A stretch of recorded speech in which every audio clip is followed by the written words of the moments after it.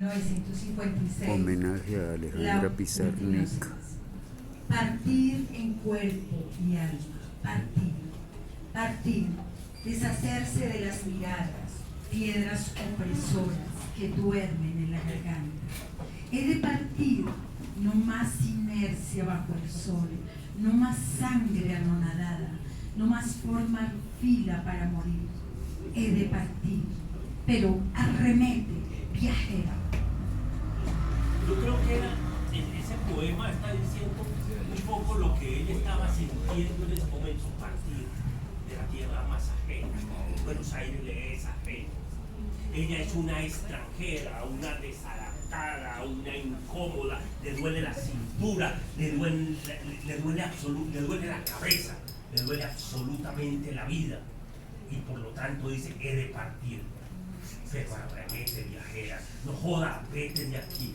Ese es su segundo libro, tiene 21 años y también es publicado por su padre en la misma Botella al Mar. Y del libro continuó con La última inocencia, La enamorada.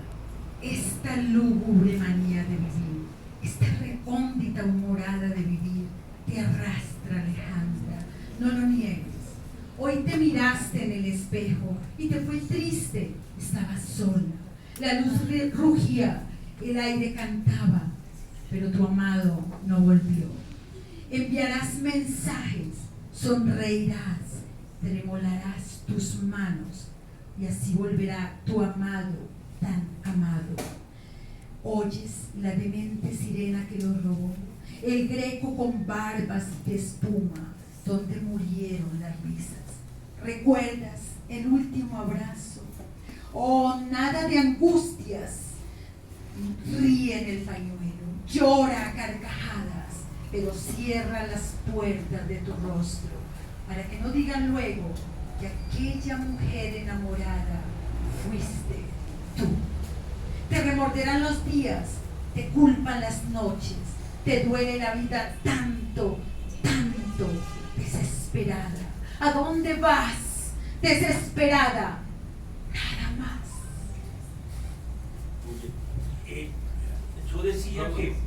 Yo decía que en ese segundo libro había recogido lo que me habían enseñado los amigos de la generación del 40, los salvos de la generación del 40,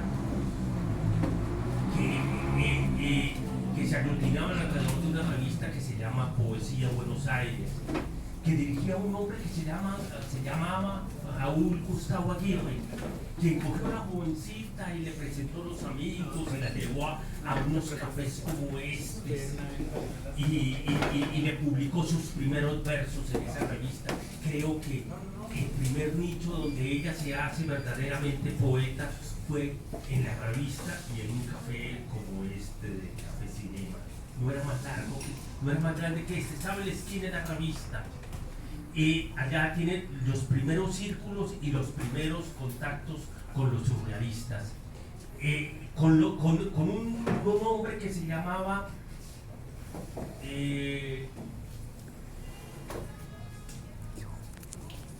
se me olvidó, no, ya lo dije posteriormente, que fue un profesor de literatura en la Universidad de Buenos Aires.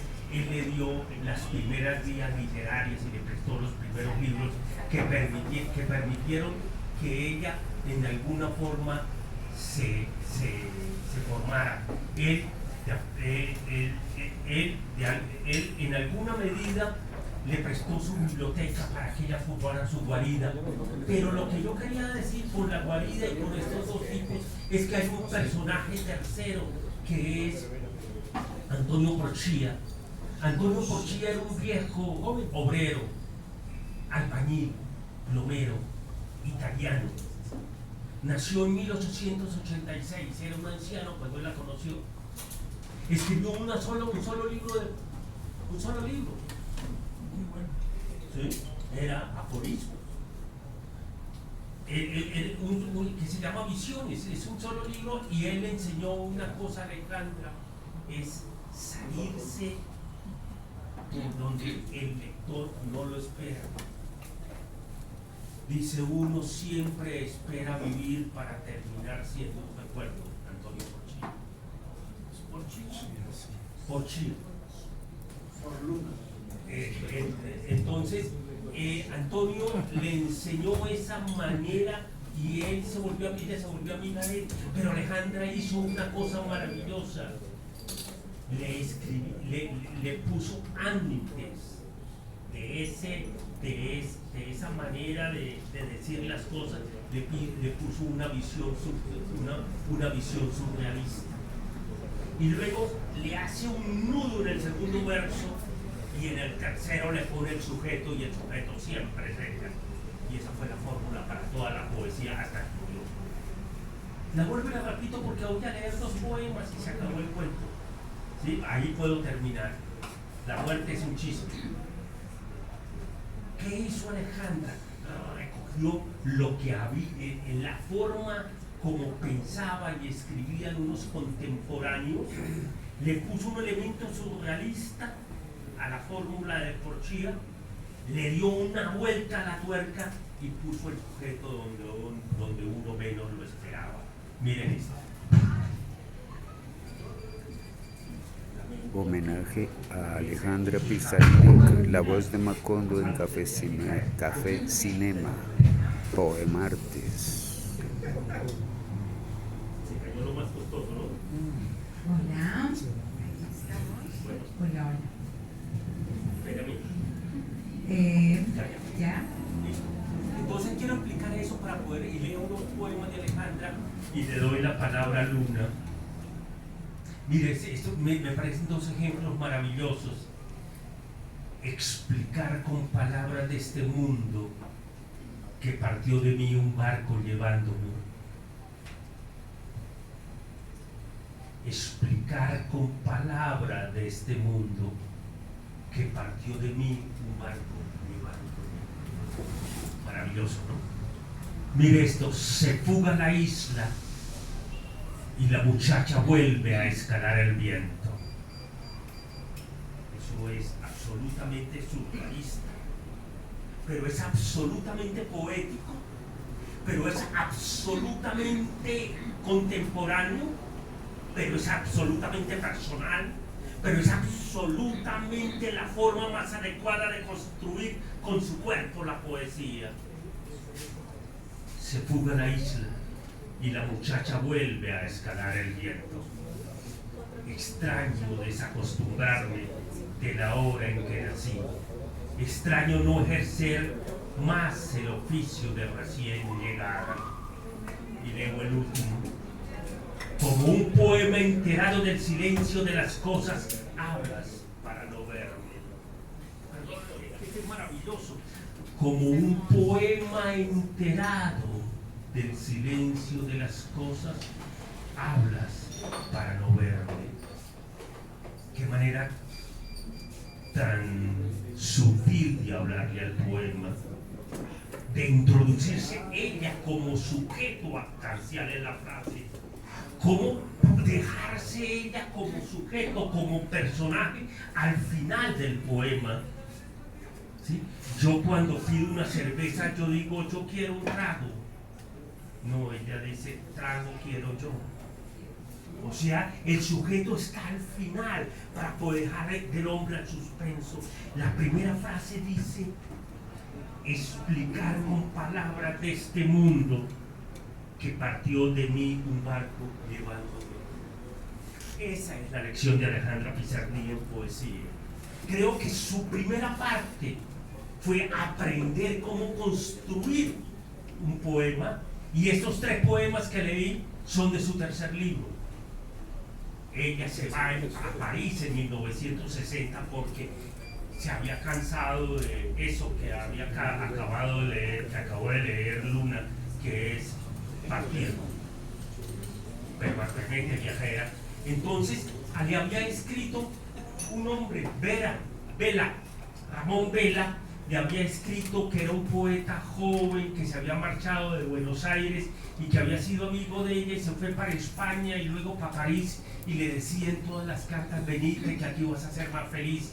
él fue el que acuñó esa frase que decía en una carta que utilizó ella posteriormente, que decía: esta ciudad está adecuada para mi alma. Esa frase fue de Vela y decía: esta ciudad está adecuada para tu alma. Y él entonces le convenció a su padre, que le había financiado todo, porque ella había construido su poesía con su cuerpo, además de todas esas cosas que he dicho ya 2 veces, que era fea, chiquita, con acné, que le dolía todo. No trabajó nunca.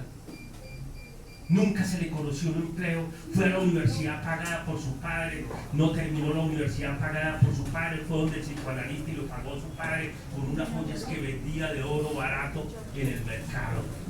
Y su madre cantaba en Chile unas leganías interminables en una casa en la Avellaneda.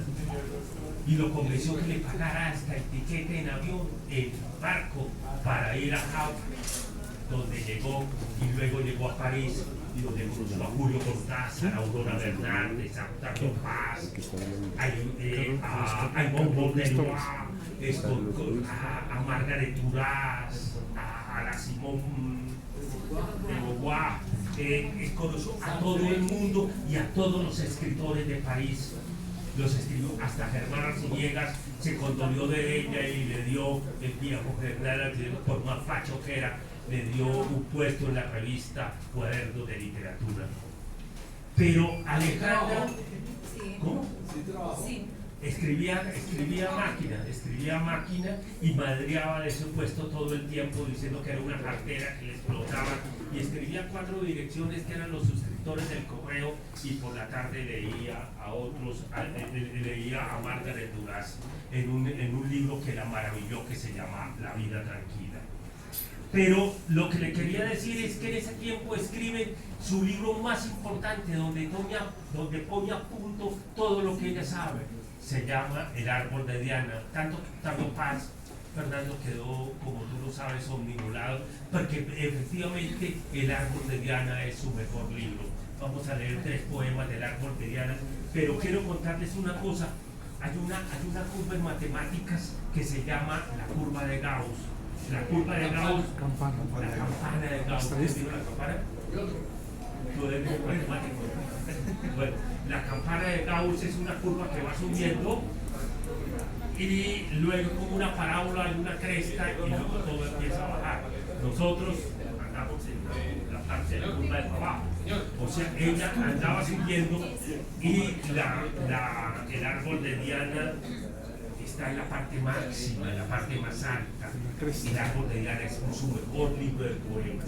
De ahí para allá todos son menores. 3 poemas del árbol de Diana. Son 38 poemas, muy cortos, sin título, con numeración 1, 2 hasta 38, absolutamente dedicados. Octavio Paz escribe el prólogo más hermoso que le escribió para cualquier libro. El prólogo habla sobre la transparencia, pero cualquier poema de lo que escoja de ahí son absolutamente selectos. Uno cree que Árbol de Diana, o yo creo que Árbol de Diana fue lo mejor que escribió. Bueno, antes de leer lo de Árbol de Diana, voy a leer un fragmento de El despertar, que justamente Carlos tocó hace un momento, el poema El despertar, que es de los más largos de Pizarnik, que se lo dedica a su psicoanalista León Ostre.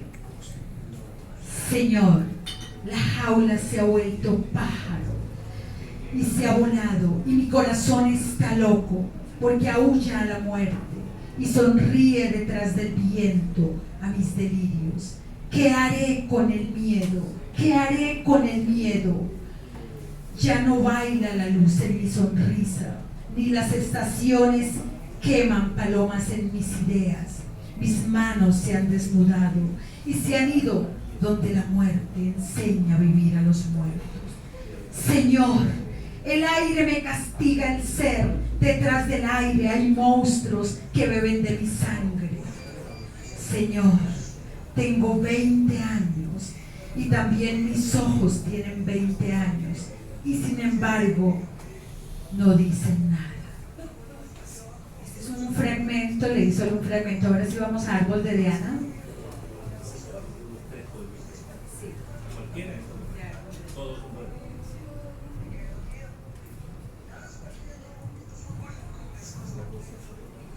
dado el salto de mi alma, he dejado mi cuerpo junto a la luz y he cantado la tristeza de lo que nace. Este es el 1, son súper pequeños. 2, estas son las versiones que nos propone un agujero, una pared que tiembla. 3, solo la sed, el silencio, ningún encuentro. Cuídate de mí, amor mío, cuídate de la silenciosa en el desierto, de la viajera con el vaso vacío y de la sombra, de su sombra. Ahora yo quiero preguntarte algo para seguir en este camino de Alejandra Pizarnik hoy. Conocemos a Alejandra Pizarnik, la poeta.